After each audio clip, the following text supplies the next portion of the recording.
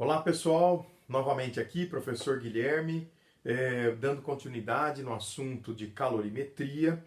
Nós vamos falar um pouquinho agora sobre diagramas de fase, tá? Diagramas de fase, também chamado de diagrama de estado, é uma análise gráfica que a gente consegue entender quais são os estados físicos em que a substância se encontra em função da pressão e da temperatura, tá? Entretanto, nós temos uma divisão, porque a maior parte das substâncias tem um tipo de diagrama de fase e a água, junto com algumas outras substâncias, constituem o que nós chamamos de exceções, que tem um outro gráfico. Então, nós vamos analisar essas duas situações, tá?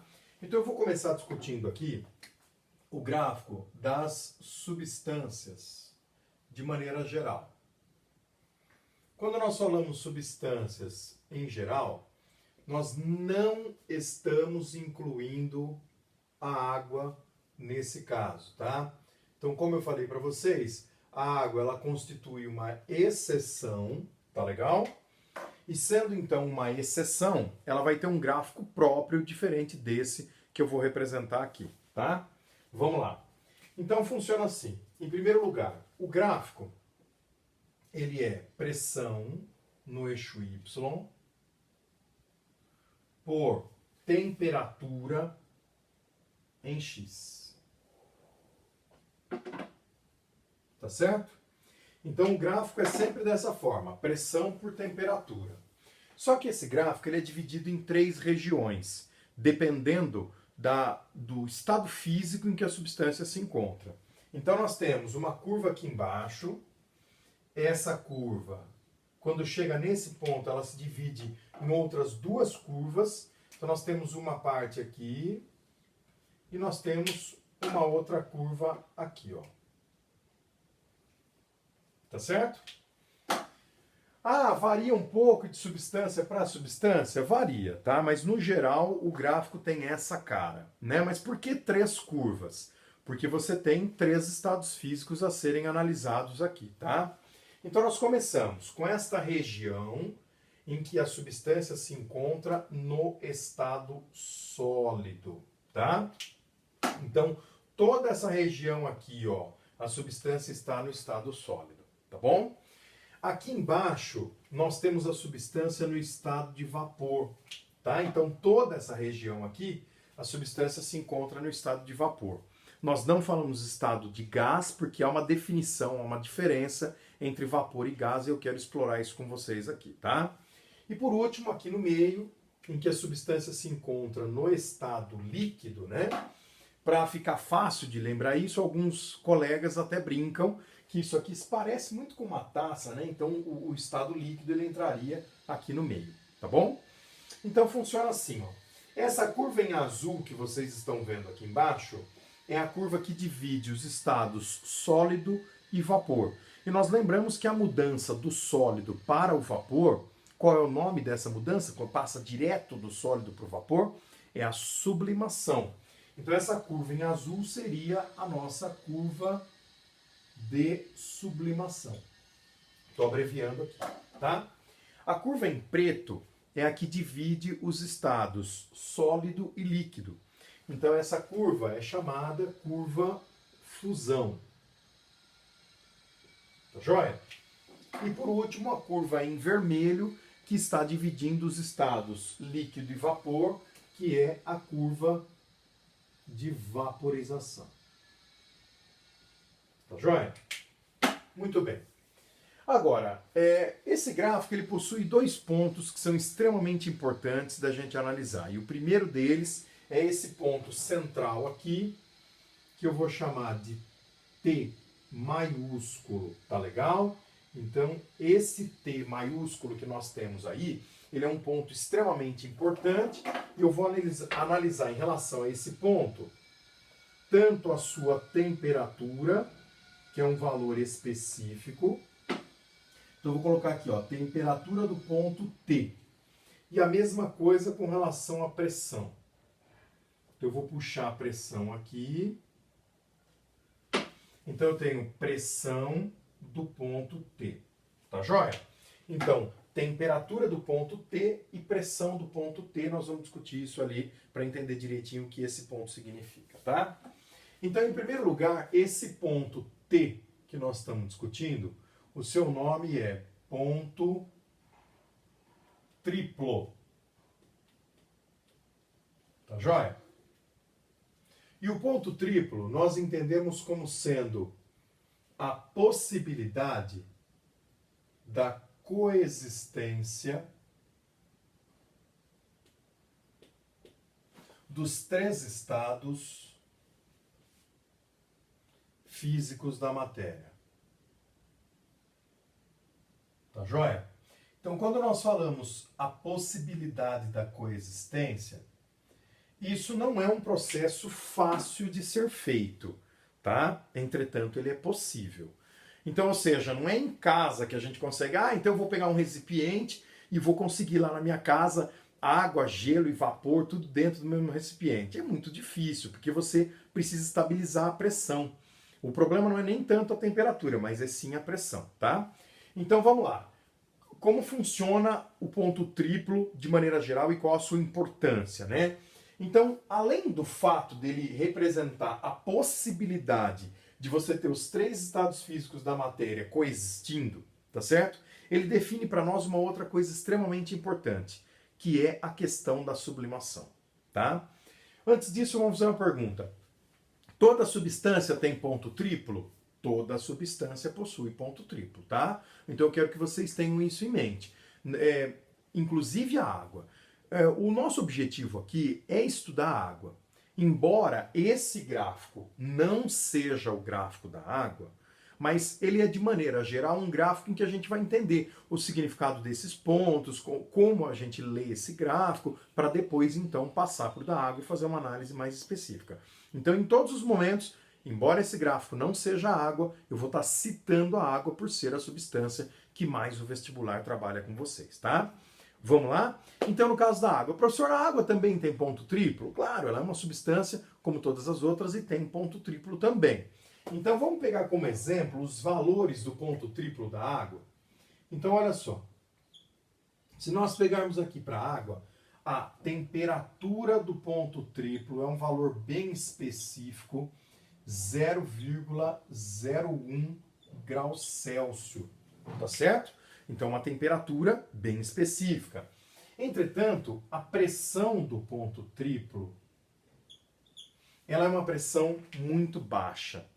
Então, para conseguir a água nessa condição, você teria uma pressão de 4,58 milímetros de mercúrio. Se você fizer uma razão e 4,58 para 760, você vai chegar em torno de 0,06 atm, ou seja, uma pressão muito baixa, né? Então, isso impede a água em condições normais, em condições ambientes, dela sofrer o processo de sublimação, tá? Vamos tentar entender isso. O ponto triplo, ele define para nós essa questão de sublimação. Então, uma observação aqui embaixo. Vamos lá, ó.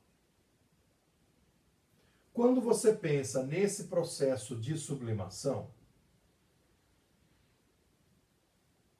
lembrando que a sublimação, ela é a passagem direta, vamos colocar, do estado sólido para o estado de vapor, tá? Então, para você passar direto para o estado de vapor partindo do sólido, veja, vamos acompanhar aqui nesse gráfico. Então, se eu estou no sólido, vamos pegar um pontinho, vou fazer um pontinho em verde aqui, ó. Então, se eu estou no estado sólido, nessa posição aqui, tá certo? Se eu for aumentando a temperatura desse ponto, ele chega a ser vapor? Chega. Ó, só que eu tenho que aumentar bastante a temperatura desse ponto, e aí ele veio parar aqui, por exemplo, ó, nessa condição de vapor, tá? Só que ele foi parar na condição de vapor, tendo necessariamente passado pelo estado líquido. Você entendeu? Então, olha só, ele estava no sólido, aqui ele passou pelo estado líquido, E aí só que então nessa posição final é que ele veio se encontrar no estado de vapor. Então esse é um processo normal que a gente conhece. Uma substância é sólida, você a aquece, ela passa para o líquido, depois você continua aquecendo, ela passa para o vapor. O que nós queremos é passar direto para o vapor. Então o que eu preciso fazer? Se você observar, é possível passar para o estado de vapor direto, sem passar pelo líquido, desde que essa substância se encontre aqui, ó. E se você aumentar a temperatura dessa substância de maneira que ela venha, ó, a parar aqui, nessa posição final, tá vendo? Então essa posição final é a posição de vapor. A hora que ela cruzou aqui essa linha azul, ela já era vapor, né? Mas eu joguei nas mesmas condições que a primeira lá em cima, só para a gente fazer uma comparação, tá? Então, qual foi a característica principal que definiu o fato dessa substância estar passando direto para o estado de vapor, sem passar pelo líquido? A sua pressão. Veja que a pressão desse segundo ponto que eu estou analisando aqui, ó, essa pressão ela se encontra abaixo da pressão do ponto triplo, tá certo? Enquanto que a pressão do primeiro ponto, ela estava acima da pressão do ponto triplo, né? Então, esse ponto, ele define essa questão da sublimação. Então, quem são as substâncias que sublimam? São substâncias que estão submetidas, ou seja, que a sua pressão ambiente, então vamos escrever isso aqui embaixo, então são substâncias em que a pressão ambiente, que seria a pressão na qual a substância está submetida, a pressão ambiente ela deve ser inferior à pressão do ponto triplo. Tá legal? Muito bem. Aí você pensa no caso da água. Então vamos retornar à água? Olha os valores aqui da pressão da água, né? Da temperatura e da pressão do ponto triplo. Moçada, a temperatura do ponto triplo até que é um valor razoável. 0,01 graus Celsius não é uma coisa muito difícil de se obter. O difícil é você conseguir essa pressão, né? 4,58 é uma pressão extremamente baixa. Então, para conseguir esse valor de pressão, você precisaria de um forno onde você controla essa pressão e isso é uma coisa difícil de se obter. Por isso que a água tem dificuldade de você observar ela no cotidiano sublimando, tá certo? Então, o que é importante perceber é que a diferença é que no nosso cotidiano nós não observamos a sublimação da água, porque para isso a pressão teria que ser extremamente baixa. Teria que ser 4,58 milímetros de mercúrio e a nossa pressão cotidiana é em torno de 760. É um pouco menor, deve ser 757, 55, alguma coisa do tipo, mas muito longe de 4,58. Ah, professor, então se eu pegasse a água e submetesse ela a uma pressão abaixo de 4,58, no caso do estado sólido, né, gelo, abaixo de 4,58. Então vamos supor, peguei gelo na pressão de 3 milímetros de mercúrio. Se eu esquentar o gelo, ele sublima? Sublima. Tá certo? Legal isso, né? Agora você fala, então as substâncias que sublimam no cotidiano, o que é que elas têm de diferente em relação à água? Elas têm um ponto triplo muito elevado. Então eu quero mostrar um exemplo aqui de uma substância, tá? Que estaria nessa condição aqui embaixo, né? Então vamos analisar aqui como exemplo o gelo seco, que na verdade é dióxido de carbono. E o dióxido de carbono, que o pessoal comercialmente chama de gelo seco, então vamos pegar ele como exemplo aqui, ó. Vamos lá. Então, gelo seco, que vai ser o nosso CO2, tá certo? Então, esse gelo seco, olha que interessante, a sua pressão do ponto triplo é em torno de 5,1 atm. Tá certo? Então, é uma pressão extremamente alta, né? Então, significa que o gelo seco, vamos fazer uma análise gráfica aqui. Se eu fizesse um gráfico do gelo seco, vamos lá, de novo. Um gráfico pressão por temperatura. Então, as três curvas que nós vimos agora há pouco. Então, a curva sublimação, depois a curva vaporização e, por último, a curva fusão. Tá certo? Então, olha só. No caso do gelo seco, este valor de ponto triplo aqui, ó, vamos puxar ele, seria 5,1 atm, tá? A pergunta é, nós vivemos em 5,1 atm? Não, nós vivemos a uma pressão muito menor do que isso. Nós vivemos em 1 atm, né? Então, se eu vivo em 1 atm, eu estaria aqui, ó, bem para baixo. Então, o gelo seco, ele se encontra nessa posição. Quando você aquece ele, ele cruza essa linha e vai parar lá no estado de vapor. Entenderam isso? Então, o gelo seco sublima por estar a uma pressão ambiente que é inferior à sua pressão do ponto triplo, que é 5,1 atm. Então, isso fica como definição, tá? Todas as substâncias que sublimam têm pressão ambiente inferior à pressão do ponto triplo. Beleza? Esse é o primeiro ponto importante, tá? Segundo ponto extremamente importante para a gente discutir aqui.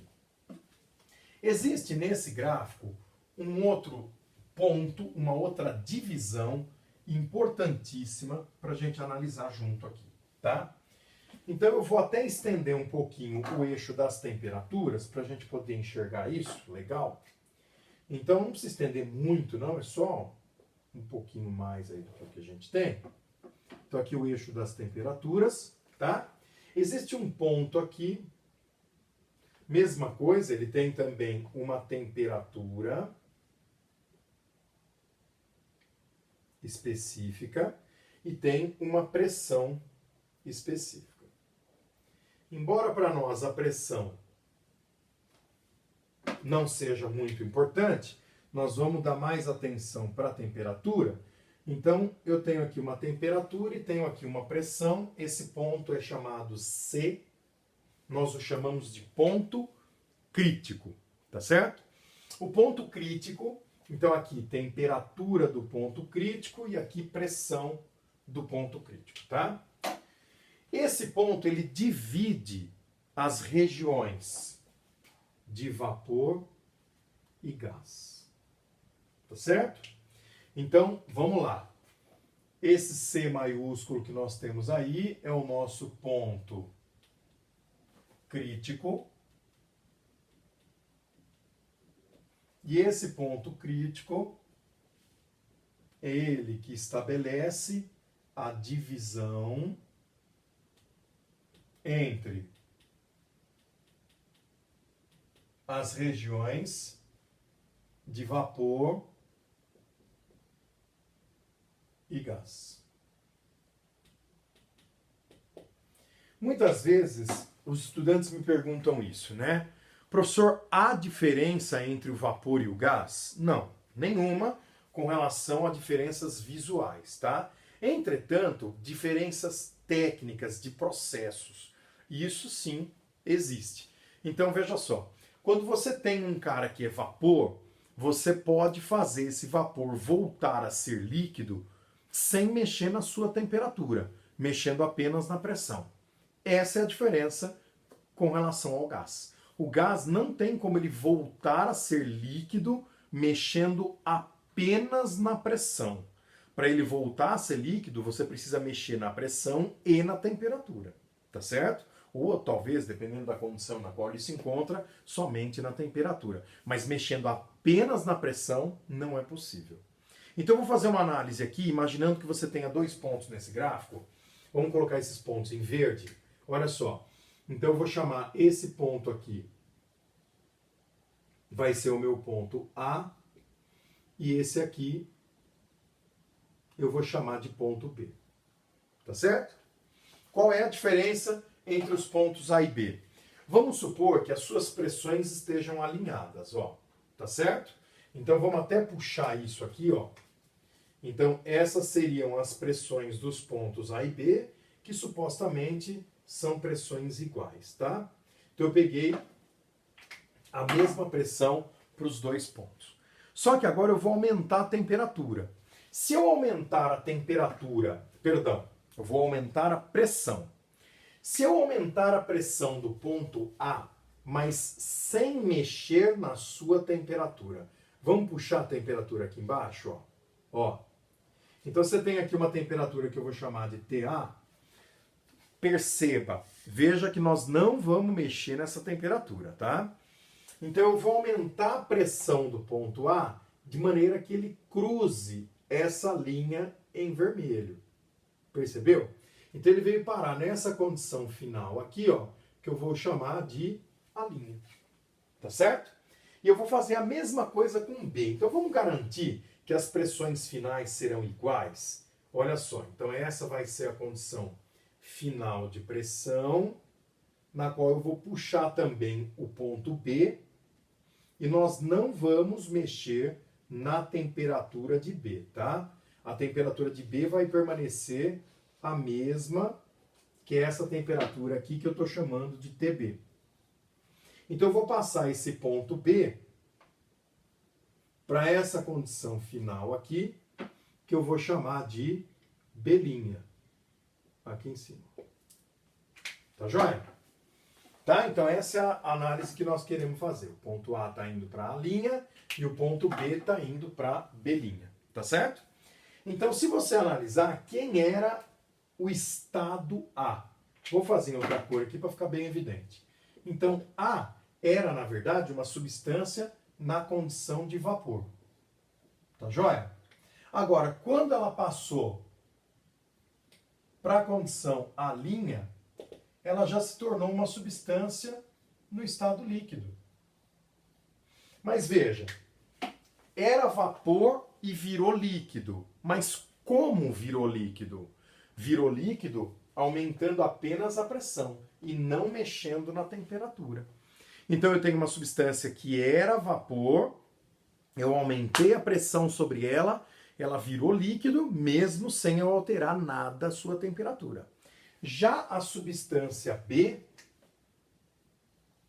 ela era uma substância na condição gasosa, e aí eu passei ela para um estado final B', e se você observar B', continua nessa região aqui, ó.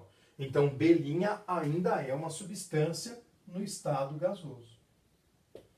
Então convencionou-se dizer que gás é aquele cara que não se liquefaz apenas por compressão. Ele precisa também de uma variação de temperatura.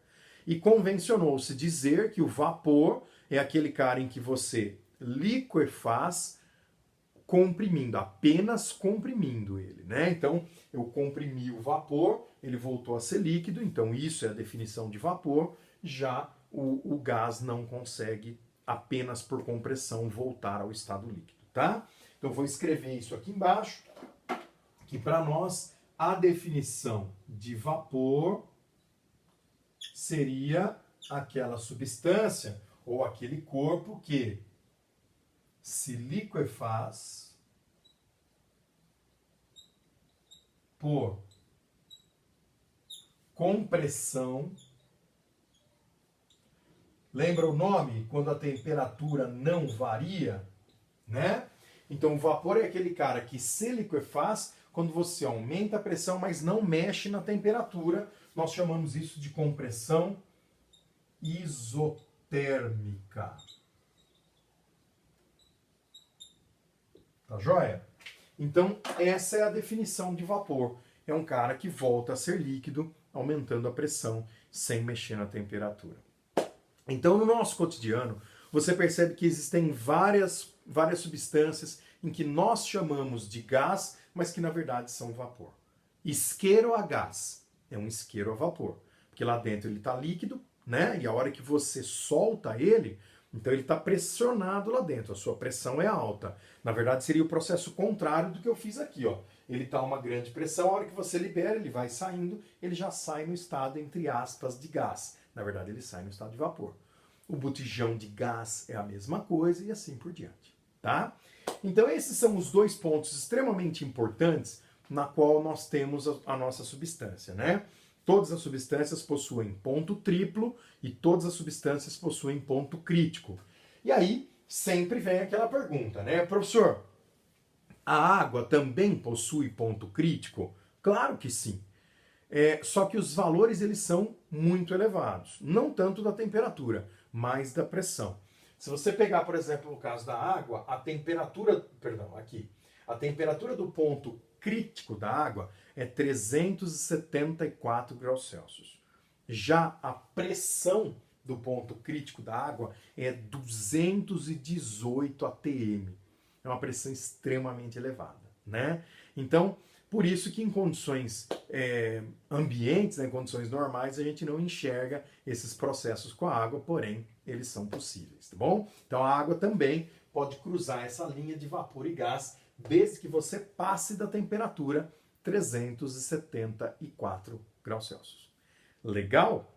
Muito bem. Então, essas são as substâncias de maneira geral. Esse é o gráfico de maneira geral, né? Quando eu falo esse gráfico, diagrama de fase de todas as substâncias tem essa mesma cara.